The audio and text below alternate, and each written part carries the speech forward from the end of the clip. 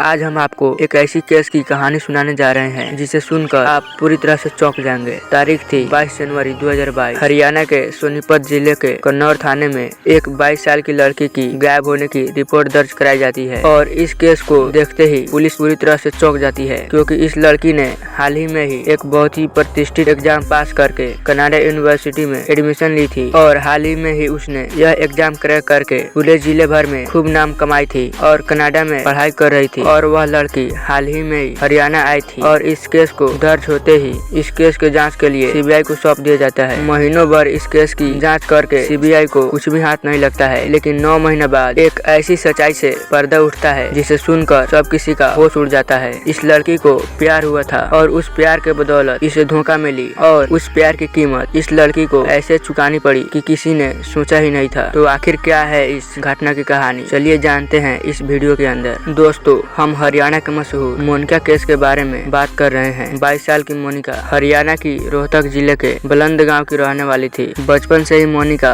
पढ़ने में काफी अच्छी थी, इसीलिए परिवार वाले इसे और ही ज्यादा पढ़ाना चाहते थे। मोनिका भी अपने परिवार वालों का विश्वास जीतती है और पढ़ाई में और ही बेहतर करती है। और एक समय बाद मोनिका कनाडा के एक यूनिवर्सिटी से पढ़ाई करने की बात सोचती है और मोनिका के परिवार वाले भी मोनिका का साथ देते हैं। मगर समस्या यह थी कि कनाडा यूनिवर्सिटी में पढ़ने से पहले उसे एक एग्जाम क्रैक करना था, जिसकी तैयारी के लिए वह अपने घर से दूर हरियाणा के सोनीपत जिले के कन्नौर में रहने वाले अपने मौसी के पास चली जाती है। मौसी के घर आने का कारण था कि वह यहाँ अच्छी से पढ़ाई कर सके और यहाँ आकर मोनिका अच्छी से पढ़ाई करने लगती है। और इसी पढ़ाई के दौरान मोनिका की नजर पड़ोस में रहने वाली एक लड़के से मिलती है और एक दिन, 2 दिन, 3 दिन बीतते बीतते इन दोनों के बीच प्यार हो जाता है। उस लड़का का नाम सुनील उर्फ सिल्ला था और बहुत जल्द ही वो दोनों एक दूसरे को जान से भी ज्यादा चाहने लगते हैं। और इसी बीच मोनिका का एग्जाम भी आता है। IELTS पास करते हुए कनाडा जाने के लिए सक्षम हो जाती है। मोनिका के इस कामयाबी से उसके परिवार वाले बहुत खुश होते हैं और इसकी बात की चर्चा पूरे जिले भर में होने लगती है। सभी कागजी कार्रवाई हो जाने के बाद फाइनली मोनिका 5 जनवरी 2022 को कनाडा चली जाती है। कनाडा जाकर मोनिका बिजनेस मैनेजमेंट का कोर्स करने लगती है। अभी मोनिका को गए कुछ ही दिन हुए थे, तभी सुनील उसे फोन करके शादी करने के लिए भारत बुलाने लगता है। सुनील के जिद करने से मोनिका 17 दिन बाद कनाडा से भारत चली आती है। 17 दिनों बाद यानी 22 जनवरी 2022 को मोनिका कनाडा से भारत चली आती है और वह इसके बारे में अपने परिवार वालों को कुछ भी नहीं बताती है। और यहाँ आने के बाद वह सुनील से मिलती है और चुपचाप वह दोनों एक साथ रहने लगते हैं। फिर 29 जनवरी 2022 को मोनिका और सुनील गाजियाबाद के आर्य समाज में चुपचाप वो दोनों शादी कर लेते हैं। शादी के अगले ही दिन यानी 30 जनवरी 2022 को मोनिका बिना किसी को कुछ बताए कनाडा चली जाती है और अपनी पढ़ाई में लग जाती है। अब अगले कुछ महीने मोनिका कनाडा में ही रहने लगती है और उसके व्यवहार में काफी बदलाव आ जाता है। और जब भी उसके परिवार से कोई उसे फोन करता तो मोनिका उस फोन को काट देती या फिर बातों को टाल देती। ऐसा अप्रैल महीनों तक चलता रहता है। अप्रैल महीने के लास्ट तक ऐसी स्थिति हो जाती है कि मोनिका अपने परिवार वालों का कॉल उठाना ही बंद कर देती है। यहाँ तक कि करीबी रिश्तेदारों को भी फोन नंबर को ब्लॉक में डाल देती। इससे मोनिका के परिवार वाले चाहकर भी अब अगले कई दिनों तक मोनिका के परिवार वाले मोनिका से कांटेक्ट करने की कोशिश करते रहते हैं, लेकिन उन्हें मोनिका से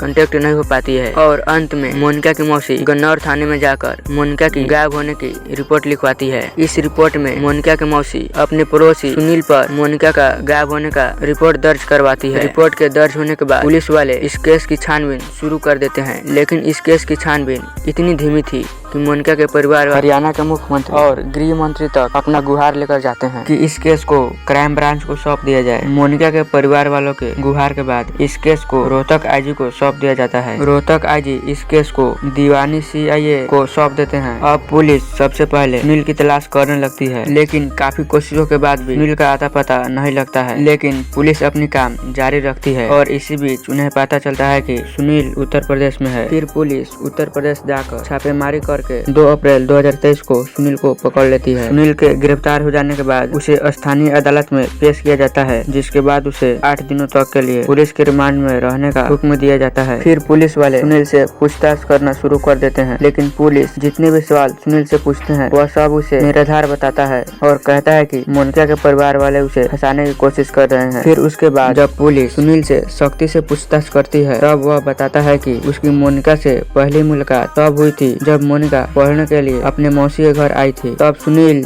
मोनिका के मौसी के घर से दूध लेने आया जाया करता था और यहीं मोनिका की मौसी मोनिका की मुलाकात सुनील से करवाती है और दोनों भाई बहन मानने लगते हैं। यहाँ तक कि रक्षाबंधन के दिन ही मोनिका सुनील को राखी भी बांधती है, लेकिन दोनों भाई बहन के बंधन से छूटकर आपस में प्यार करने लगते हैं और दोनों चुपचाप शादी करने की फैसला भी कर लेते हैं। फिर सुनील बताता है कि मोनिका से शादी करने के 4 महीने बाद वह मोनिका को कनाडा से इंडिया बुला लेती है और साथ में ही रहने लगता है। और इस बात की जानकारी मोनिका अपने परिवार वालों को नहीं देती है और यही बात है कि मोनिका अपने परिवार वाले के कॉल को नहीं उठाती है और बात करने लगती है। सुनील के बयान के मुताबिक मोनिका और सुनील दुनिया के नजरों से बचकर अगले कई महीनों तक साथ ही रहते हैं और समय समय पर अपना ठिकाना बदलते रहते हैं। शुरू में इन दोनों के बीच काफी प्यार था, लेकिन बाद में इन दोनों के बीच कड़वाहट शुरू होने लगती है और एक कड़वाहट इतनी बढ़ जाती है कि इन दोनों के बीच हर पल झगड़े होने लगते हैं। इन्हीं झगड़ों के बीच दोनों किसी तरह साथ रह रहे थे, मगर 29 जून 2022 को जब सुनील मोनिका को लेकर झंझारा में स्थित फार्म हाउस में जा रहा था, तभी इन दोनों के बीच गाड़ी में काफी कहासुनी हो जाती है और इसी बीच सुनील मोनिका को सुनसान जगह पर ले जाकर उसके खोपड़ी में 2 गोलियां दाग देता है। सुनील के बयान के मुताबिक वह मोनिका को मारकर लाश को गाड़ी के डिक्की में डालकर कवर कर देता है। अब सुनील को समझ नहीं आ रहा था कि वह क्या करे, इसलिए वह अगला कदम उठाने से पहले लाश को गाड़ी में कवर करके अपने फार्म हाउस चला जाता है। फिर वह गाड़ी को फार्म हाउस में पार्क करके लाश को ठिकाने लगाने के बारे में सोचने लगता है और फिर वह सोचता है कि क्यों न इस लाश को इस फार्म हाउस में ही दफन कर दिया जाए। और इसके बाद अगले दिन सुनील कुछ मजदूरों को बुलाता है और अपने घर में ही लगभग 10 फीट गहरा गड्ढा खुनवाता है। जब मजदूर सुनील से गड्ढे खोदने के उद्देश्य में पूछता है, तब सुनील उसे बातों में उलझाकर गड्ढे खोदकर जाने को कहता है और फिर मजदूर गड्ढे खोदकर चले जाते हैं। मजदूर के चले जाने के बाद सुनील लाश को निकालता है और गड्ढे में दफन कर देता है। सुनील ने इस लाश को इतनी सावधानी से छुपाया था कि किसी को भी इसके बारे में खबर नहीं लगती है और वह अगले कई महीनों तक अपनी जिंदगी जीता रहता है। सुनील के इस खुलासे से सभी लोग सन्न रह जाते हैं और फिर दीवानी क्राइम के पुलिस सुनील के फार्म हाउस पर उस मजदूर को ले जाकर उस जगह खुदवाता है और फिर लगभग 10 फीट अंदर खोदने के बाद पुलिस मोनिका के कंकाल को बरामद कर लेती है और उस कंकाल को जांच के लिए फोरेंसिक लैब में भेज दिया जाता है। और फिर पुलिस जांच में एक और ही हैरान कर देने वाली खबर सामने आती है, जो कि 22 साल की मोनिका जिस 37 साल के सुनील से प्यार कर रही थी, वह पहले से ही शादीशुदा था और उसके 2 बच्चे भी थे। सुनील के इस खुलासे के बाद सुनील को जेल भेज दिया जाता है और फिर पुलिस और भी पुख्ता सबूत जुटाने के लिए काम शुरू कर देती है। और फिर कुछ दिनों बाद सुनील का वह पिस्तौल भी मिल जाता है जिससे वह मोनिका के सर पे मारा था। और फिर इतना ही नहीं, फोरेंसिक लैब में जब जांच की जाती है तब ये पता चलता है कि इस पिस्तौल से लगी गोली अभी भी मोनिका के खोपड़ी में है। अब फिर लोगों के बीच सवाल खड़ी हो गई, जब सुनील मोनिका को इतना प्यार करता था तब वह मोनिका को क्यों मार डाला। पुलिस इसी मर्डर की वजह जानने के लिए वह सुनील से पिछली बातें पूछने लगता है। इस पर सुनील कहता है कि वह अपनी पहली शादीशुदा से पत्नी से खुश नहीं था और वह दरअसल कनाडा जाना चाहता था, मगर काफी कोशिशों के बावजूद सुनील को उसे कनाडा जाने का रास्ता नजर नहीं आ रहा था। और इसी बीच उसकी मुलाकात मोनिका से होती है और जब सुनील को ये पता चलता है कि मोनिका पढ़ाई के सिलसिले में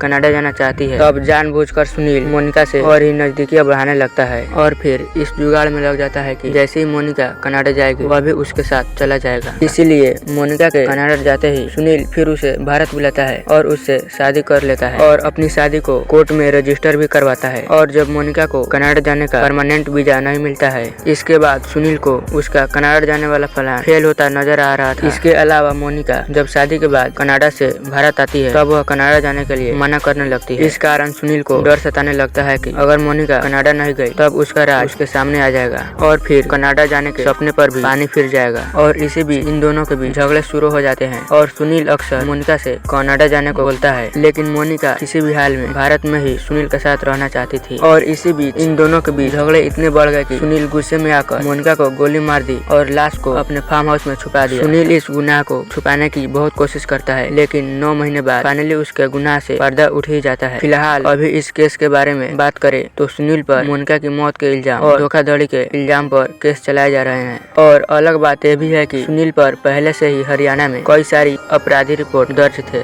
और उस पर कोई भी कार्रवाई नहीं हो रही थी। फिलहाल अभी सुनील जेल में बंद सजा की ऐलान का इंतजार कर रहा है। वैसे आपको ये स्टोरी जानकर कैसी लगी हमें कमेंट में जरूर बताइएगा और ऐसे ही मर्डर से जुड़ी अपडेट के लिए हमारे इस चैनल को सब्सक्राइब जरूर कर लीजिएगा।